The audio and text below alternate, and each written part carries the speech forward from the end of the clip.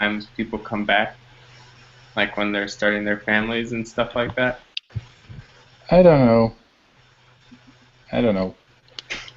I don't have like, statistics or Yeah, yeah, yeah. uh, Okay, I started the broadcast now. Oh, I have prepared. Sorry, did I interrupt something, or were you done no, no, talking? no, no. It's okay. Great. So I have some slides here. I thought we could just go through. There are a few different things to talk about. We have discussed a lot of the things on Discord, so I don't know if there's that much to discuss, but please interrupt me if you disagree with something, or I'm missing something, or you have some ideas, or yeah.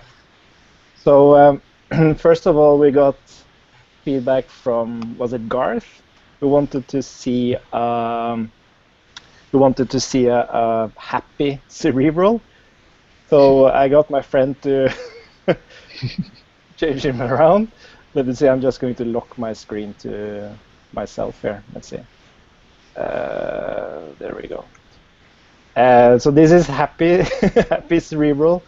I don't know if it's better. I kind of like he looks very serious here, like I'm in control of this stuff. Well, here he's just kind of like cute and anything can happen.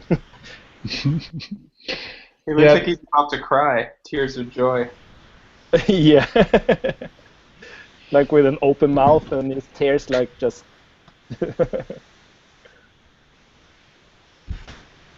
yeah, but we can change it. I have this image now, so maybe it could be like a funny Easter egg on the website where you do something and then the logo changes to the happy cerebral.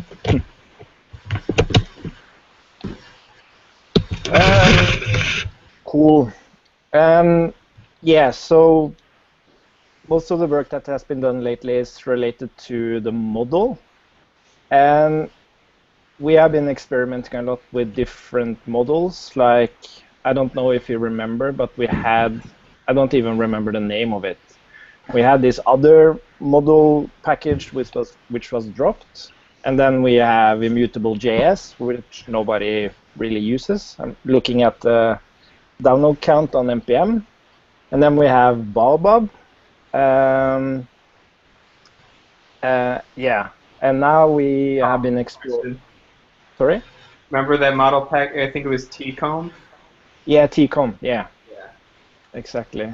Um, and now we have been exploring this new kind of state tree, which is not immutable. So I think it's safe to make some conclusions, and that is not creating packages specifically for like the library. So instead of like cerebral model baobab and cerebral model immutable JS, there is really just two different kinds of models we can have, and that is an immutable one and a non-immutable one, which I think makes it a lot easier to get into Cerebral. Um, and it's really not about immutability and not immutability. It's about features. So what I suggest we do is that we change the name of baobab to cerebral model immutable, and then we use the new state tree as just cerebral model.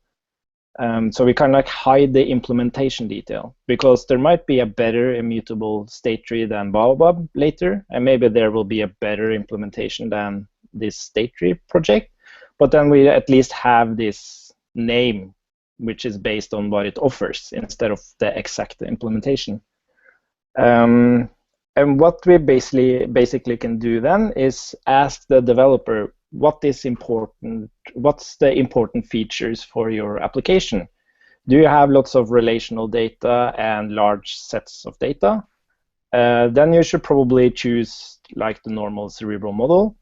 But if you want time travel debugging, you want to record interaction, maybe you want to do some undo redo stuff, or you want to serialize the whole state tree into local storage or to the server so that you can like bring back the state of the application very easily, then you should use model immutable. And that's pretty much all you have to do. Like the debugger will know which model layer is being used and will turn off time travel debugging and that stuff when you're not using an immutable model. Does that make sense? It does for me. Yeah. Good. Yeah. I truly think it's the way to go, because there's no like third alternative to like a third set of features. I have no idea what that would be like. So yeah, and it just makes things easier, and we talk more about features instead of being immutable or not immutable. So yeah, so that's the idea going like to the next version, and I have some more slides on how we can migrate to this. But then we have Cerebral, we have these two different models where we present the kind of features you need to choose between them. And then we have the view packages, and those are really like, you have to have a pretty complex UI to like choose one based on performance, because they're all very fast. So I suppose it's more like what you're used to, what you like to work on. Some people like HTML and CSS, some people like JSX, and yeah. But it's no problem to support all these different view packages. But yeah, preference was the word I was looking for. But then I think we have this really nice, clear core set of packages that gets you going with Cerebral. Yeah. So I guess the only controversial thing could potentially make the model the default, whereas now kind of baobab is the de facto default. Yeah. Community. So that's the only major change. Yeah, and that's a really good question. I thought about this, which one of them should be the default one. And actually, I think like technically you get kind of like more, you can still, well, it's really hard. What do people expect? The immutable one gives you some cool features, so maybe it's a better selling point. And when you need relational data and large data sets, that is when your application gets complex, which means that you're at a more advanced stage, maybe. So I'm not sure which one of them should be the default one. I have this kind of different view. I think having an immutable state is actually easier to not do errors. Good point. Yeah, you have to have some discipline when you write immutable code, but there are lots of things that just don't go wrong. When you have a mutable state, then you can really make a mess very fast, and you have to have a lot more discipline, I think. Yeah, and I think that's the argument. I think that really talks to the immutable being the default one, because then we at least, even though we have a very strong API for this is what you use to make state changes, it being a beginner, you can very easily do something wrong, and there's no way we can give errors on that. We can do things like freezing objects and stuff when you grab state, but it would be a lot safer to have the immutable as the default one. I think it also makes the whole thing a little bit more functional, and this is something I liked with Cerebral. It's that it's more oriented on functions than state everywhere, and immutability is an easy way to reason about functions for me. Mm-hmm. Like you have a state, it goes through a signal, and then it produces a new state. For me, it's a very easy thing to understand. When you have like a two-way relation between the state and the actions where they mutate it, and it's a bit different. You don't have this feeling that there's something before and something after. You know, like the transaction that's in signals, I think it's well reflected, like you have one thing before and then another thing afterwards. Yeah. But yeah, I think these are really good points. So like it's just safer to have the immutable one as the default one, and you get like the cool like an addition is that you get these kind of cool features, but it's a lot more predictable. It would be really bad if someone getting into Cerebral and then they do some mutation in their component or something, and then they don't understand what's happening and they don't get any errors and they would just drop it because, yeah, and that's really too bad. Yeah, and I think the mutable state is actually something related to performance. No, it's like making it faster, or it can be easier, but you really have to understand what you're doing. Yeah.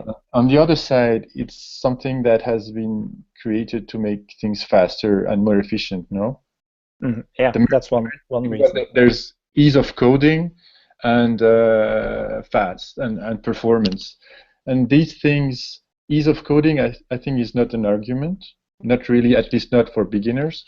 But performance can really come later on.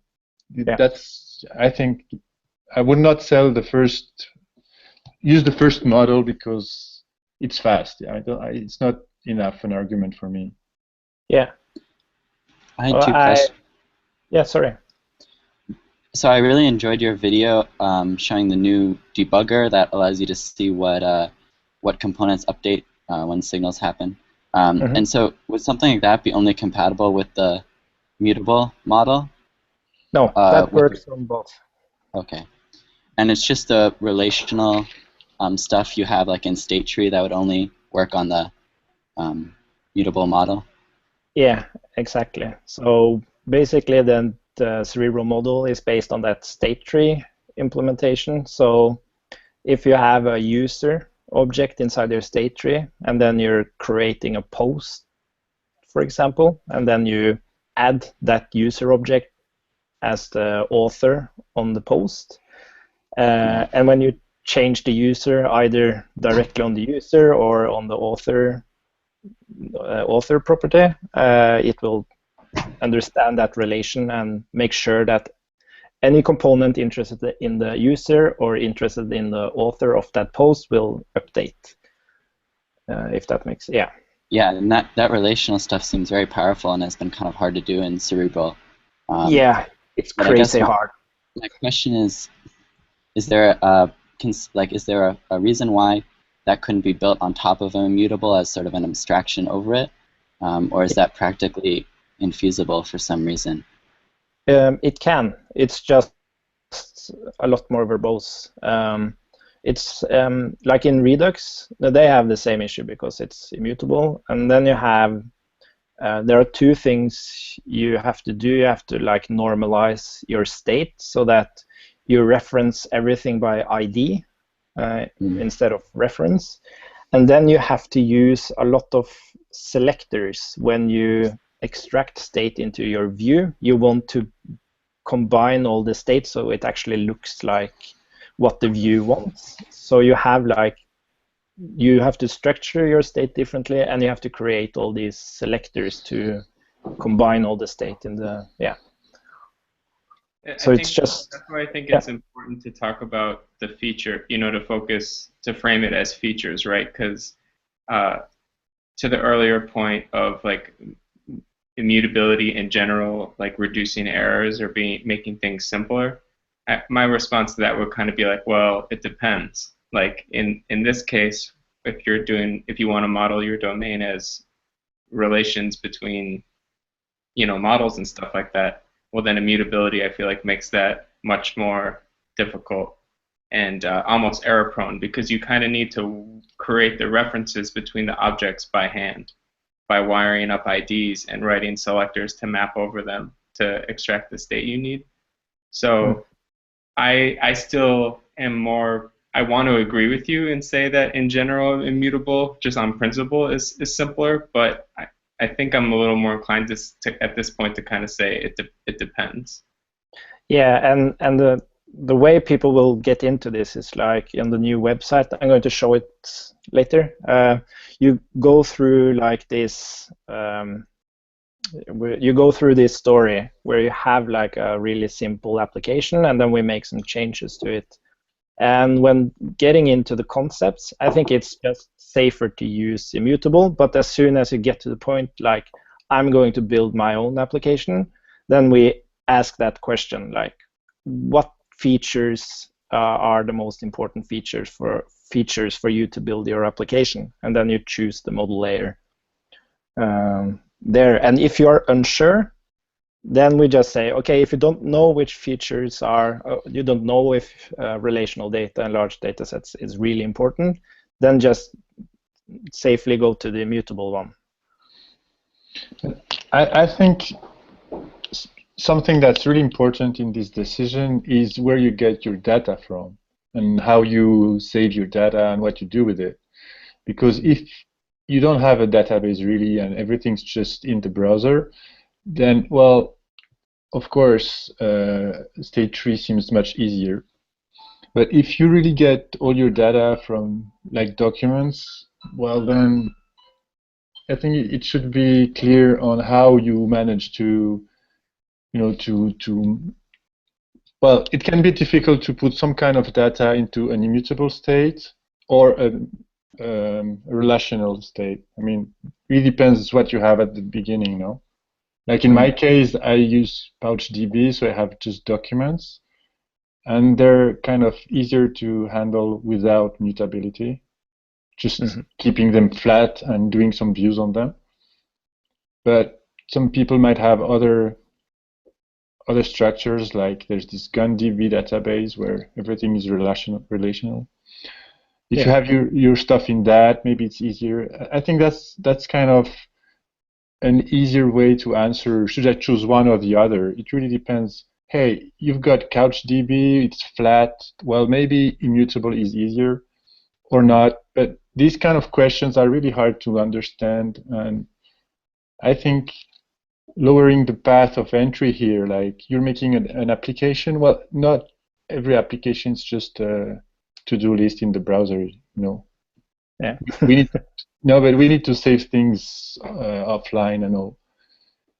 And depending on what kind of API you have to save your data, well, changes a lot on the kind of state you want to use, I think. Yeah, I think we should do, like now it's very clear, like we have these two types of models. What needs some more iteration is which questions should we ask the developer to make them do the right choice. I think like these are just some like features, but like there's more to this. Like you say, what kind of database is it? Like a RESTful API kind of thing? No, sorry, what's it called? CRUD-like thing you're working on, or is it heavy on the client? And yeah, so let's do some more iteration on why you choose one over the other. Yeah, and this kind of information can really help also to choose the right database, because sometimes you have every choice possible, and then there's some more choices in Cerebral, and then you think, oh, what should I choose, this or that and that? And I think having this discussion can really help, like, oh, this pair would work well with me, or, you know, I think these choices are about things that work well together. Also, there's your model, there's what you do with it, but there's also the tools around, and I think mixing all this together can really help. Yeah. Christian, I have a question about the mutable model. What about running actions in parallel? Would that be a problem? Well, I suppose no, not really. Async actions, right? Yeah, so it would be like you cannot set any state, but Yeah, I can't imagine like a scenario where that may. I was looking at with Nervosa X yesterday, I think, and he wanted to do stuff in parallel, and then I got thinking maybe this will be a problem with the mutable model, but I don't know. I don't think it will be. It's like you have two different actions which are going to change some state at different points in time. One might change it before the other. And I think that's more the problem, like if you get into race conditions, but that doesn't matter if it's immutable or not. Yeah, okay. So perfect. Yeah. So cool, but yeah, as a conclusion, I will bring up this subject more related to the web page so that we help the developer choose the most compatible model package for their application. So that's really great. It's really cool that we at least have this choice. You know, I think it's quite innovative, and if you've been following what's happening with React and Flux in general, with MobX kind of on the rise, I think the reason why it's kind of on the rise now is some of the pain points that it solves with some of the limitations of the immutable model, with people needing to normalize and do all that stuff. So it's cool that we have this choice in Cerebral too. Yeah, I think so too. I had 2 small bugs when using the mutable state only, and then it worked. So it was me copying data, and of course I needed to map over it. When I used the state tree. So yeah, the state tree. I don't think I will use immutability ever again when using Cerebral. Oh, but it's really good that we have success stories before we do this, we take this step, and I'm really glad that we figure out how to make these compatible with the debugger and Cerebral in general. Because initially it was like, no, let's throw away immutability and let's just use this state tree, but then we can actually do both, and that's very, very good. So we dodged that one. But that's good. I thought I would just, the thing is, down in Vienna in end of June, from 1st of July to the 3rd, I was hoping that we would be able to kind of publish the release candidate for 1.0 of Cerebral. And in regards to that, we have to kind of nail what packages do we want to provide to the users as these modules, these add-ons to the core of Cerebral. And then we have Cerebral add-ons, which I did mention or talked about, should add-ons be just inside Cerebral? But now I'm thinking there might be changes to add-ons, and it's kind of silly to release a new version of Cerebral just because we do changes to add-ons. So I think it should just be I'm going to talk about the Cerebral CLI as well, that add-ons is just part of the normal project setup because it's so useful, but we still keep it as a separate package. And then the same with the computed. If you have need for in your view layer to compute some state, then you can install that package as well. And the reason that is a separate package is because then all the different view layers can use the same package, really. I thought about letting each view layer expose that package so you didn't have to explicitly install it, but that gets kind of weird as well. So and by the end of the day, this is about complexity, taking these steps into what you need. So at least that's my reasoning at this point. Does anyone have any problems with that.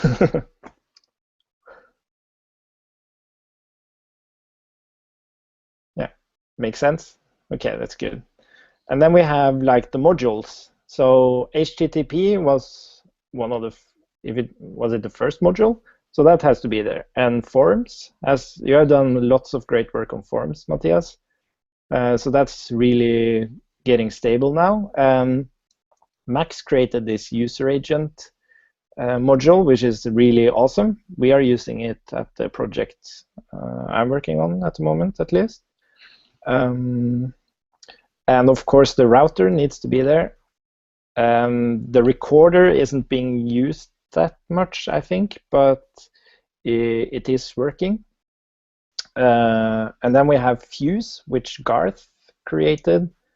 If you don't know what Fuse is, it's like this indexed search stuff. It's kind of cool because you just point to a state path in your model, and then it will optimize it for search. So you can do like fuzzy search and stuff. It's really cool. And I'm working on Firebase module now, which will come late July, I think. But are there any other modules I'm forgetting here? I'm working on that REST store module. Mm-hmm. I can add that. Let's see, Cerebral module. Do you call it REST store? Yeah.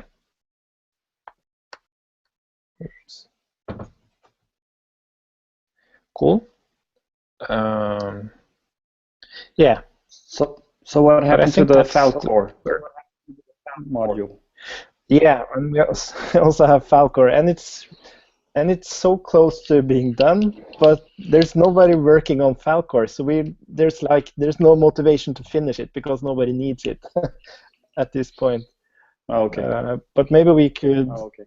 Yeah, but maybe we could at least Cerebral module Falcor. Someone needs to convince their company or their startup that you need to use Falcor so we can finish it. Yeah. Technology-driven development. But we can at least put it on the website and just say that it's in alpha or something, and maybe somebody will pick it up and finish it. Because it's really awesome.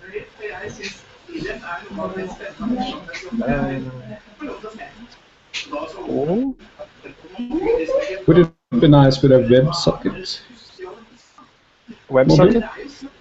Yeah. Yeah. For sure. If you want to build that, let me know when it's done, and I'll put it on the website.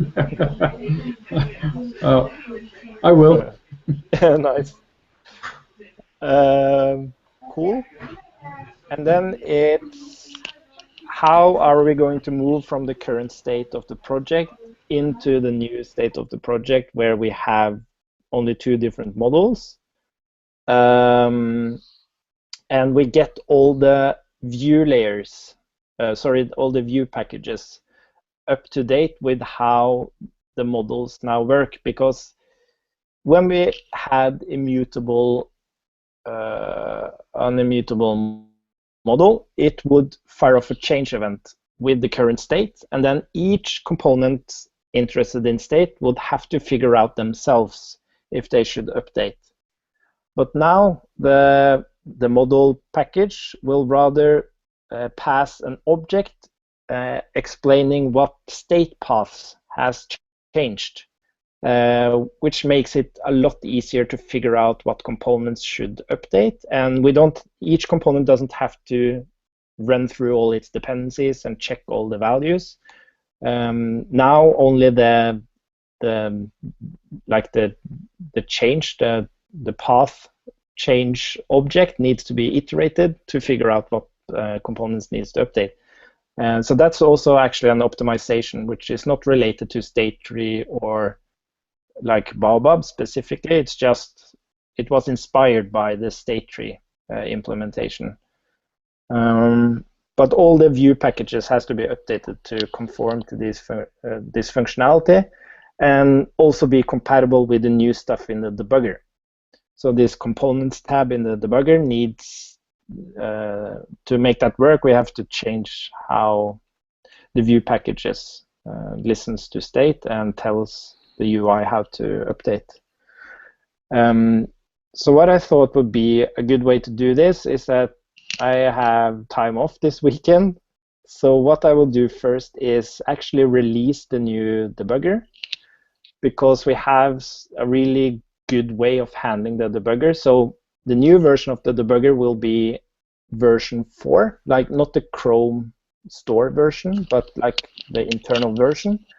And the only way that version can trigger is when the DevTools tells the debugger to use version 4.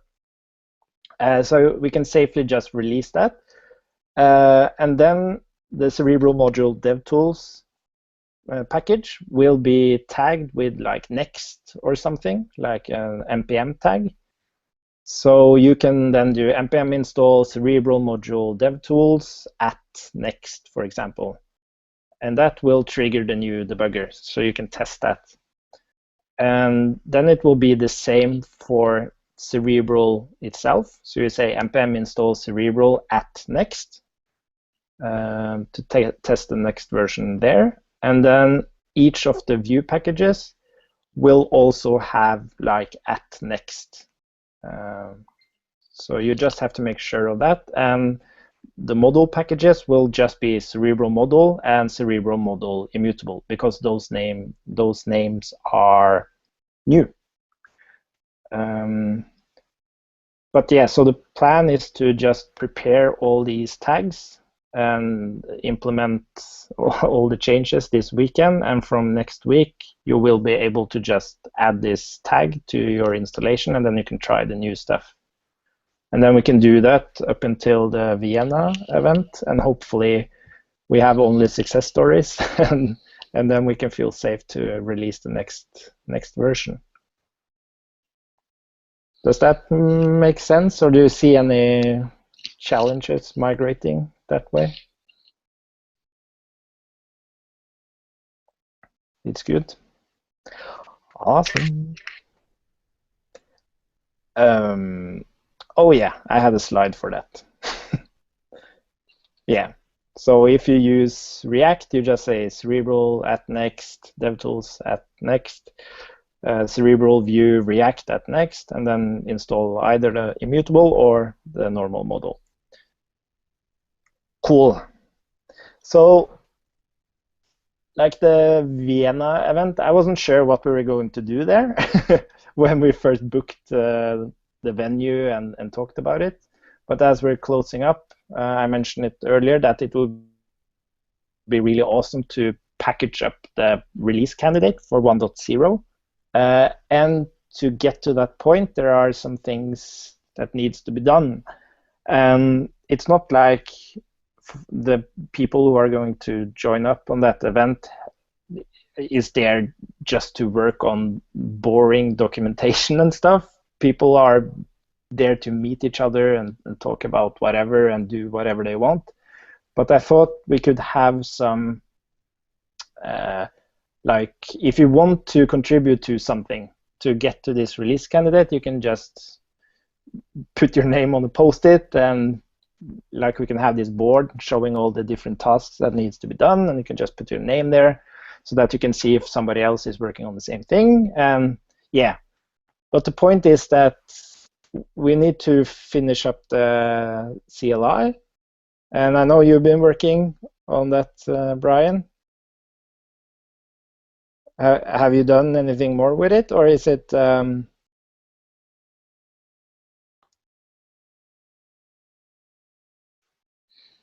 sorry, I can't see your face here.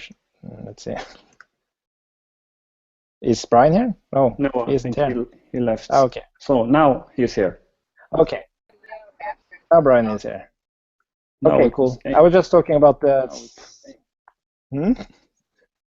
Anyways, Brian has been working on the CLI, and we should finish that up, because that is also being referenced in the like getting started part of the new website.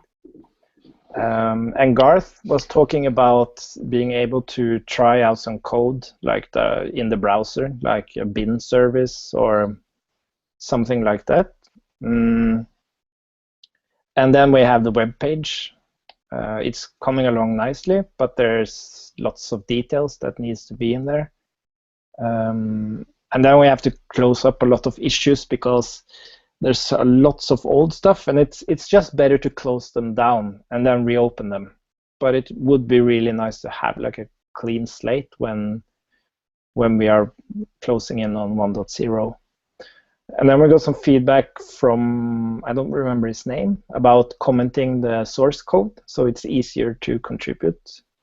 So that's kind of fun. So like if you haven't seen the source code or know exactly how Cerebral works, that's like a nice thing to do to get some insight into how Cerebral works as well. And then it's refactoring the to-do MVC because it's not using the best practices. So it's kind of like a really, really bad demo. Yeah. But I think that's mostly it. There are some issues on optimizations. I don't think there's any bugs, but maybe like error reporting if you're doing something wrong. But these are things we can still work on. It's not like required to move into a release candidate. Yes, and the same is for the action. If you don't know the action tree, it's the implementation Alexi did. He extracted the signals implementation and created something called an action tree. And it's like 1/4 of the code of the signal implementation, or even less. It's really, really cool. And we have actually used it to publish a package called Redux action tree, so that you can write kind of like the cerebral signals in Redux. But the point is that that's like internal implementation. So it's not needed in the release candidate. It's a cleanup we can do as we move on into the future. But yeah, these are like the pressing issues, I think, to get people to make the project move on in a good way. I don't know if anyone has any other things they feel should be fixed before talking about the 1.0 version. It's good. I think it's good. And there's still lots of time. And maybe we come up with things as we start testing the next version. So I think that's good. And then I was thinking about, I've been mentioning a lot, it will be really cool if there's a company who wants to use Cerebral, that it would be possible for existing users of Cerebral to help those companies out. So I had this idea of adding like Cerebral consultant to the web page. So if you are a consultant already, you could have your name and your city and contact information on the web page. So if there's some company that wants to use Cerebral and you're located close by, maybe you would get some, would be able to be a consultant. Yeah, it was just an idea. It would be kind of fun. But I don't know if anyone is in a situation where they want to have that in their toolbox.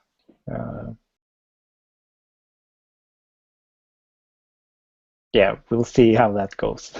But it's kind of cool. It will be fun to actually let other developers like actually work with Cerebral. That would be really, really cool. But let's move over. Find a Cerebral Certification. Yeah, you get a diploma. You have to go through like a really hardcore course up here in Trondheim, where you have to drink lots of beers and do coding at the same time. So it's tough.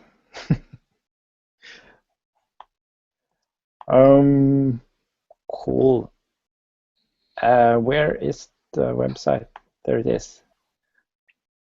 Okay, I don't know if you have looked at the new website, but I thought I could just go quickly through it. And can I do this full screen?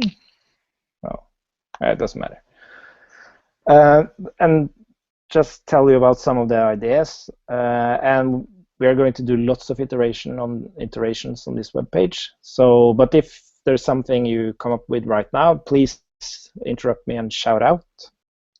But the idea here is that the web page has two different parts, where the first part is the front page. That is where we're not like selling Cerebral. It's not about creating a tool that everybody should use. It's just to give a fair interest in the tool, so that as quickly as possible you get an interest and get curious, and you get a fair impression of what Cerebral tries to solve and how you actually solve it.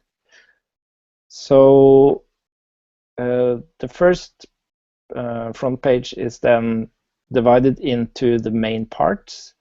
And one of the cool things about Cerebral is the debugger.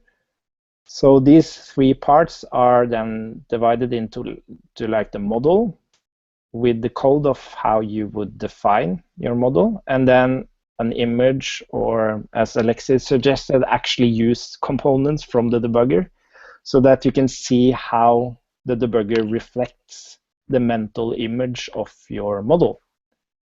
And the same for signals. So you will get an image of the signals, and then you have the view, and then, yeah. So I think that's kind of like a cool way to do it, because it's all about helping you compose this image in your head of what the heck is going on inside your application. And it does that on the model, on the controller, and on the view level of the application. So that's the current state of that. And then we're going to have some quotes and the logos of the companies using Cerebral. That's always nice to have. It looks a bit more professional. And then there's just a footer like any other footer at the bottom there. Awesome. And looking at the logo here, I just thought maybe we can just keep the same eyes but have the smile. So he's serious, but he's not like worried. That's a good suggestion. Let me write that down. Same eyes, but an enticing smile. Yeah, that's nice. Yeah. Because I think these eyes are not very. I mean, just looking at the eyes, he could be, something in between. Yeah. Anyway. Yeah. Oh, that's awesome. And about the debugger, is that going to be just an image, or is it going to be somehow live, or what's the idea? Yeah, like at least the first iteration, I will just use images, but it's like the debugger is just like React, and we're using React on the website as well, so we can basically just copy over the components and create a live, like especially the state tree here. So you could have a component and you can actually click the state tree and traverse it. It will be really awesome. And same for the signals here. You could have a list of signals and then you could actually investigate it. And yeah. Yeah, I think either have it live or have a GIF or something that makes it move. Yeah, good point. Because the GIF is easy to make, so it's not going to take time. But it still gets a feeling of what you can do with it. It's not just like, it doesn't really make sense if you don't play with it. You don't really understand. So just small animations would be nice, maybe. Yeah, that's a really good point. Maybe that's the best compromise here, because the challenge of doing it, like actually implementing the components from the debugger, is the size of the website. It would be very small with the signals list, and No, and I think it can really get confusing because people think, hey, the debugger is going to be in my page. No, no, it's just yeah. these kind of things you really have to avoid. Yeah. So yeah, I think, and if you see the mouse clicking, so it's not confusing, people understand. I think it's nice. Yeah, that was a really good suggestion. We'll do that. We'll do that. Awesome. Not to dwell on little design refinements, but I'll just ignore you, Brian. No problem. So, but bring it, bring it.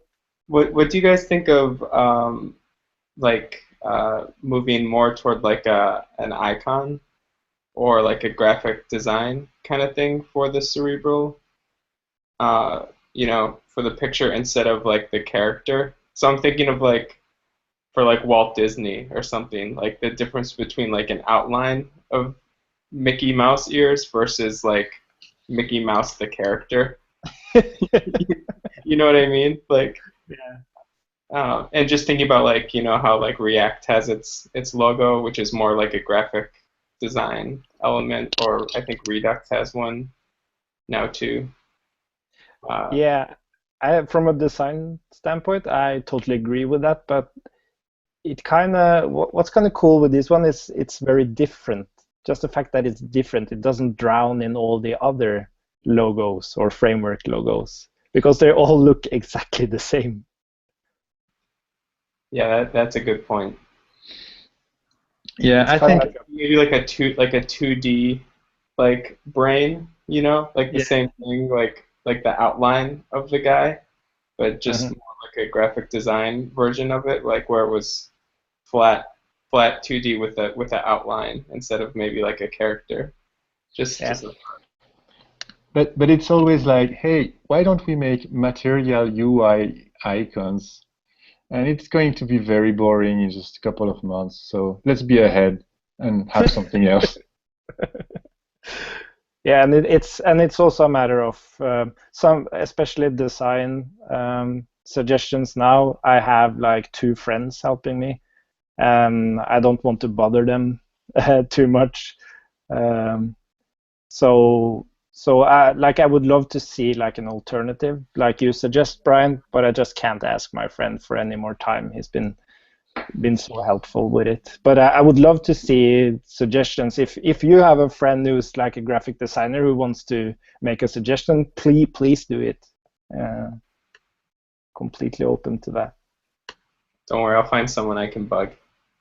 Yeah. So, but what I really like, by the way, Arne, the guy who has done the design here, is also coming to Vienna. His idea of having like separating the front page with the documentation page, I think it's really nice because now we design the front page for being an introduction, and when you go to the documentation, it's basically a different site. Like everything's different, and we can focus on bringing out the documentation. So the idea here has been to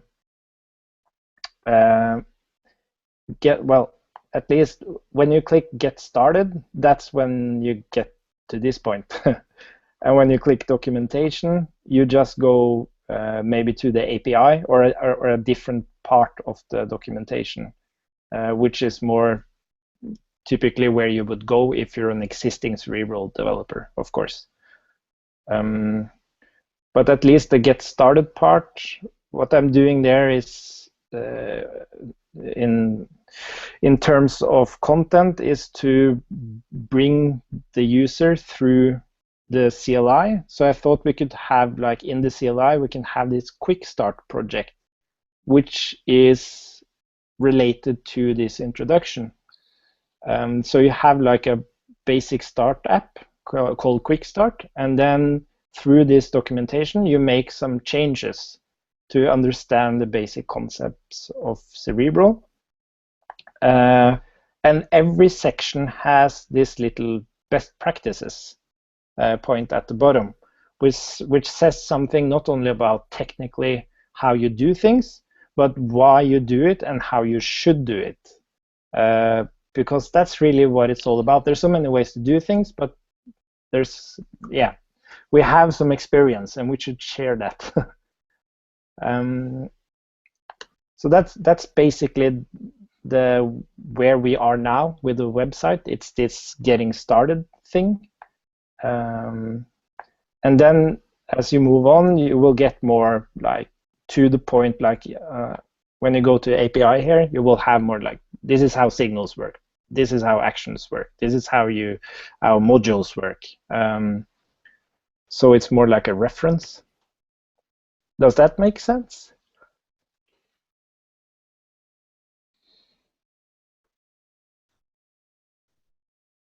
Cool. I like the idea of a tutorial, but that's a very that's a sword with two edges, because when it works, it's just perfect. But like, for example, Hoodie, they had this tutorial and everything was moving, and then you download it, you install the dependencies, you start, working on it, and it breaks, and you're like, oh no, just I don't get it. I do exactly what I'm told, and everything's wrong. So we have to be very careful not creating a tutorial that will break in 6 months. So this is something that has to be very, well, it's just my experience with tutorials. They're very nice, but they have to work. Yeah, and that's a really good point. And this, like the motivation behind doing a tutorial is like the opposite, where you don't have that story you can go through to get like step by step being introduced to new things. And some documentation is just explaining technically what everything is. They don't even explain how they are connected.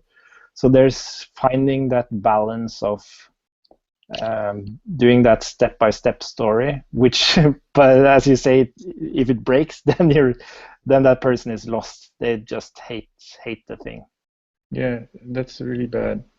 Yeah, and that's the same thing with this CLI tool. They're good when they work, but I think they often break. Because people don't really use them every day, so when things move, they don't update them, or no. So the best thing would be to have a tutorial where we can replay the tutorial in an automated way, so that anytime something changes, then the tutorial is recreated, like in Travis, continuous integration, thing like that. Yeah. Because it's not very hard to place signals, like you can say, okay, changing the code is like a signal, and then you have your, well, it's a big project, yeah. So obviously no one's going to make it, but that would be the only way I see that you can create a tutorial that will not break, is to have a tutorial machine that is actually making the good user and checking that every step works. Yeah. It's not that hard, but still, that would be the safest way to do it for me. I think by building it into the CLI, we have a better chance than other alternatives of keeping things up to date. Because the CLI can do some things like, inspect the npm registry to get the latest packages when we release, and we could have some other stuff in the CLI to sort of keep versions in sync and hopefully automate some of those things, so you don't have to manually go in and have a big chore to update everything.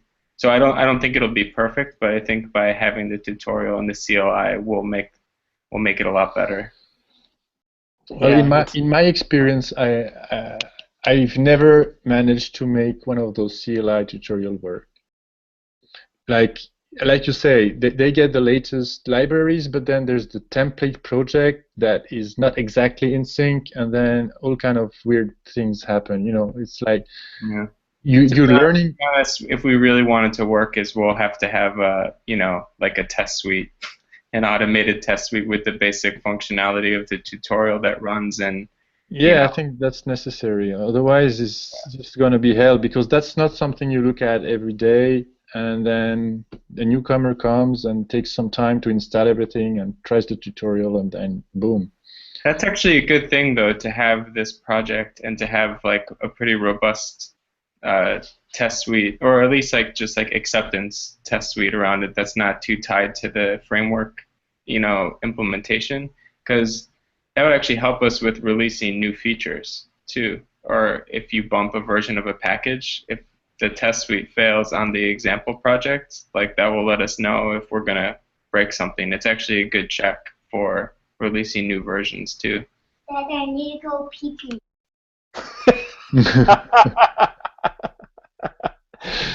But we're talking about test suites.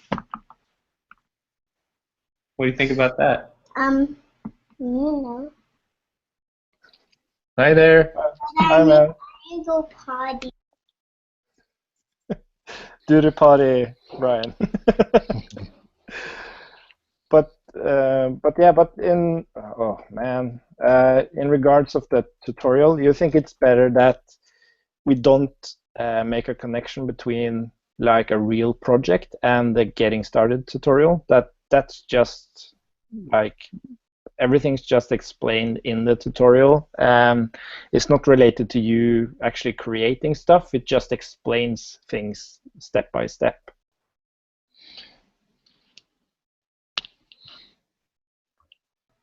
I can at least share some of the feedback that I've gotten from showing Cerebral to people at work who are not necessarily like convinced. They just hear me talking about it.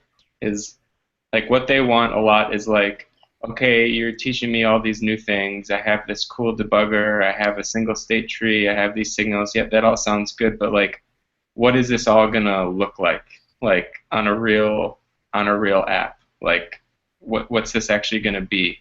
And what they request almost more than anything is like, let me see a real world app where I can read through the code and see what this is all going to be like. So I think having some sort of real app, even if it's small and doesn't do everything, that they can like run, and with the real code, where they can see the real code that's running this app, I think will be very good. Mm-hmm. Yeah, I think this is better than a tutorial, and it's easier to maintain. You have an app, and then you say, okay, let's upgrade all the dependencies and test the app. Okay, commit. Then when people say, okay, git clone and npm install, it can easily work.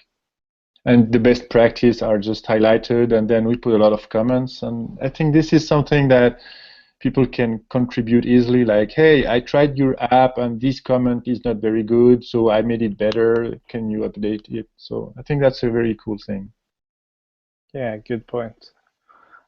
So how would that fit in with, like from a practical perspective, going to the website? Should it, like from one side, it could be, okay, this is the reference app, open it, figure it out, read the code, or I'm thinking there should be also some part to it where you get introduced to the different concepts step by step, but maybe not related to that project, but maybe just a imaginative project where we don't depend on some other code to introduce the concepts, but then we can just say, either you can go and check out this project, this is our test project, you can see all the code, we have comments, everything, or please read on to get like an introduction to the concepts. I don't know. I think having the examples being the actual reference project is really nice.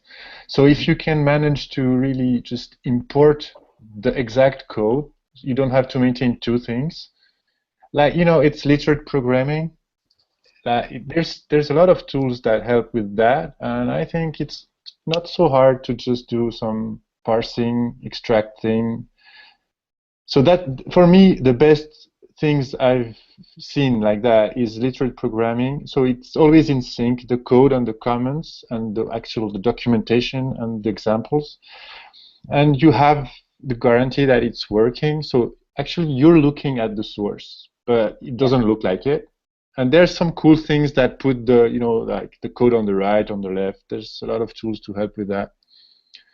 So I think this would be very good, because sometimes these tutorials, they get a bit out of sync, and that helps keep things tight. And then you can say, hey, I understand this part of the app. Now I can open it. I play with it. I know what it does. And I think it should be a little bit more than a to-do app. Just be different, just not like this thing that we just don't care anymore about. Something like, I don't know. But I think this is, yeah, well.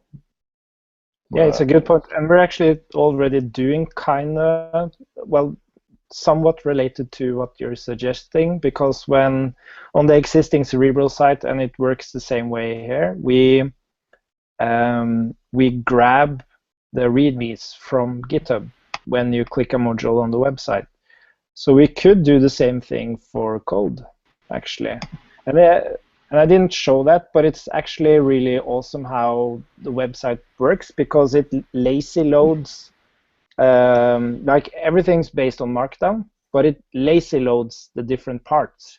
So you always have a component for a specific site, because sometimes you want some special components that does some magic, like the coding with the different tabs and stuff.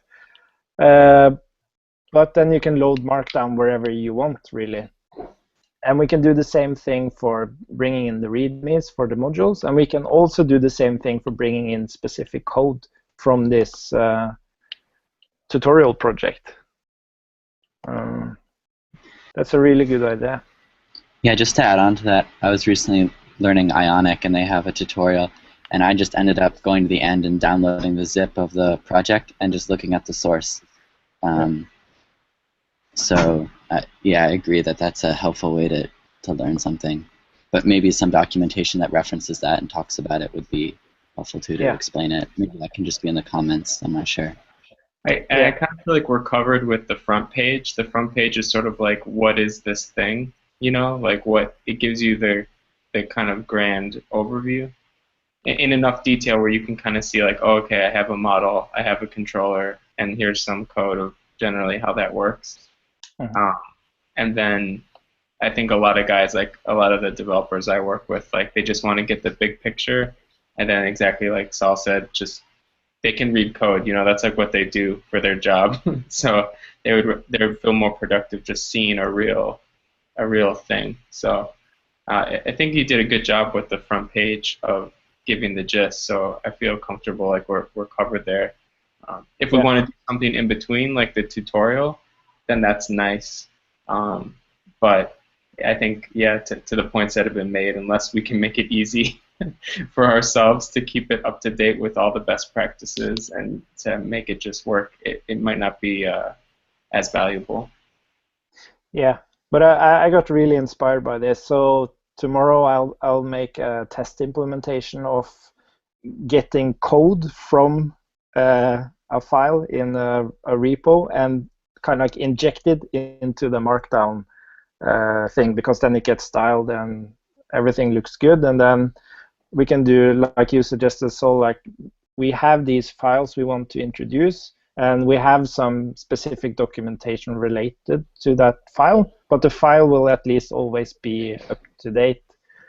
We can try that as a first iteration, and then but at least have this test project that is complete code with comments and everything. That sounds like a really good idea. But it will be really awesome, like just point to a file on GitHub and then it just gets into the website and it's like super styled and looks awesome. It's nice. But that's great. I'm not sure if I had any more specifics. Yeah, I was wondering if anyone has heard of, let me just share my screen again here.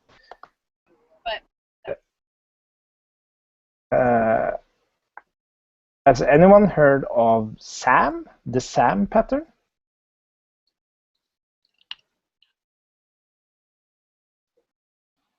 It's this guy, I forgot his name. Oh man, Jean-Jacques. He's been programming for like 15 years, and he has a PhD and stuff. And he's been writing about this SAM pattern, which is basically what like Flux and Elm and all these patterns or frameworks or whatever you want to call them kind of like relate to this. And this is based on like some older research on something called, I don't remember, but anyways, he emailed me because he had been looking into Cerebral.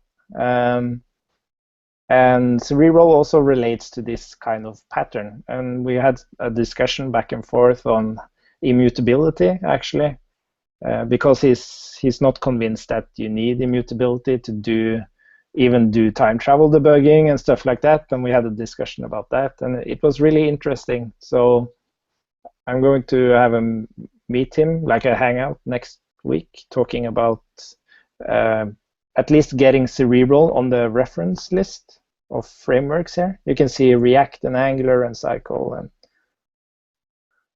so that's kind of cool. But I haven't read through all this stuff, but it's kind of nice to see, like, I'm the least academic person you'll ever meet, and it's kind of cool to see how like just looking at other solutions, going through the experience of building apps, and conclude around a way that just works. I don't know why it works, it just works. I don't have to have a theory or have like a paper to prove that it works. And then you get like acknowledgement that, okay, this does actually make sense also theoretically. So that's kind of cool. Yeah, I just wanted to mention that. I actually I have a list here. Let's see. No, I don't really have anything more on the list. I don't know if anyone, did you want to show your, I almost said if you wanted to show your thingy, Gaspar, but the thing you pasted, or was that was a GIF, wasn't it? GIF animation.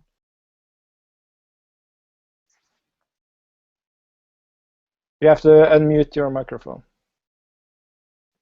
Is it okay? Okay. It's gonna be a cool thing, but I just don't know how I can show it anyway. So yeah, how can I share my screen? It's the button below the messages on the left. Okay, so entire screen share. So you're seeing my screen now? Yep.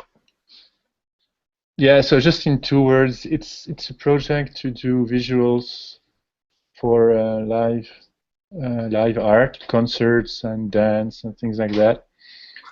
And my thing is I'm always writing bits of code and reusing these bits of code.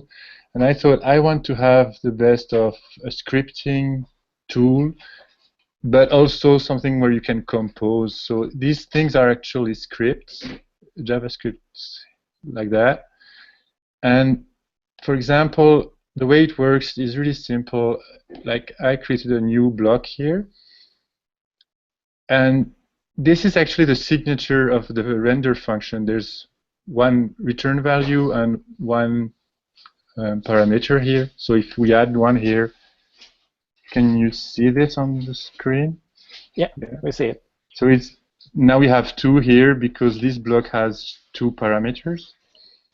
And yeah, and then from then you can write stuff in there to say, okay, here is my rotate function, for example, takes something from the context, changes it.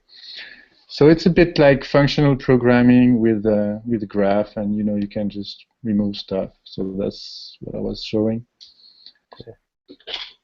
Yeah. So the idea with this thing is always this, and then yeah, you have a library where you can take stuff, and so I'll make a better demo when I have something nicer. How do I turn off screen sharing?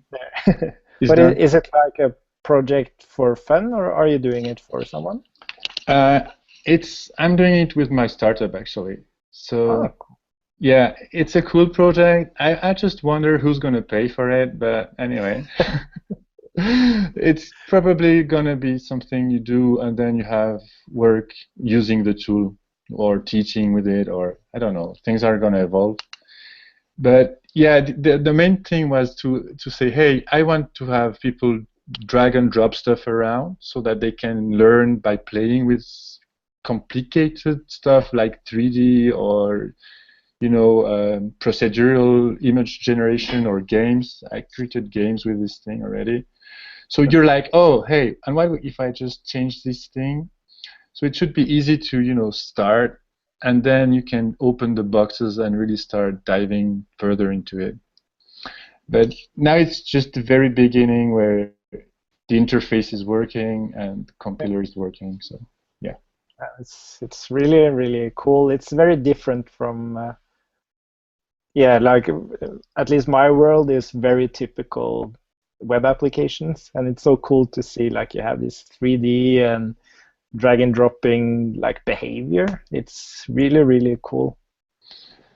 Yeah, it was kind of hard to do this SVG drawing and drag drop. And for me, immutability really helps not having this kind of weird transitions where things blink and I don't have to. So that's a point for using immutability for me. Yeah. But the thing that was most interesting for me was trying to understand how you can patch bits of JavaScript functions together. And I actually create carry functions that are called inside when you render and you call child, you're actually calling something you don't know anything about, and you're actually passing the context to that thing. And yeah, I was kind of happy to find this way of coupling and decoupling things. So yeah, it was also inspired by my work with Cerebral and saying, hey, let's just have things that do as little as possible and that are focused and where the state is not changed everywhere. Like the context that is passed through these objects is immutable. So yeah, it evolved nicely with Cerebral. That's cool. Cool. That's fun to see. I'm looking forward to the next demo. I have to follow it, and I hope you get someone to pay you money for for working on it. Yeah, I just have like 2 months, and then I have to jump on work, find something. Yeah. So, but I'm going to Vienna in July for the Nuke AI conference. It's this AI game dev conference. So I'm going to be doing like a demo performance thing with this tool, and I'll talk about Cerebral there. So it's going to be nice, making some noise. That's fun. Yeah, like and there was someone talking about Australia as well. At least proposed a talk. I don't remember who it was, but yeah. I think it was Showtime. Yeah. But I don't know his name. Yeah. And because I had this, Brian was there, Brian and Garth. I had this presentation on Cerebral at Reactive Conf last year, but there's so much has happened, and the talk itself wasn't really that. Like, it was a very specific talk, like technical talk. It wasn't like an inspirational talk. And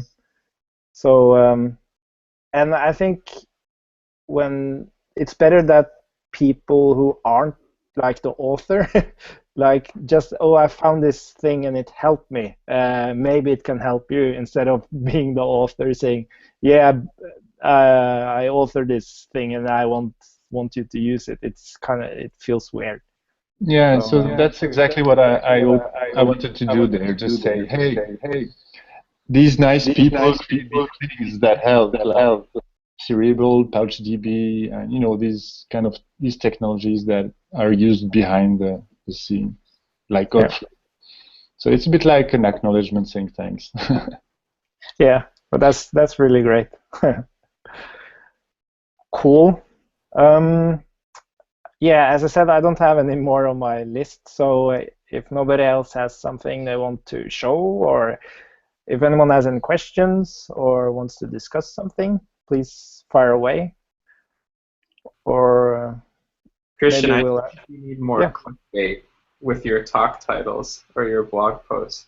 You know, like for state tree, you can't just say like our new mutable state tree. You need to say something like how we made Cerebral 10 times faster than Redux. Parentheses without even trying. You know, with the release of the next version of Cerebral, I have an article, and the title there is "Why We Dropped Immutability from Cerebral." But like, we didn't really do it, but we have an alternative. But it's like a shocking title. Oh yeah, that's going to the top of that for sure. Yeah.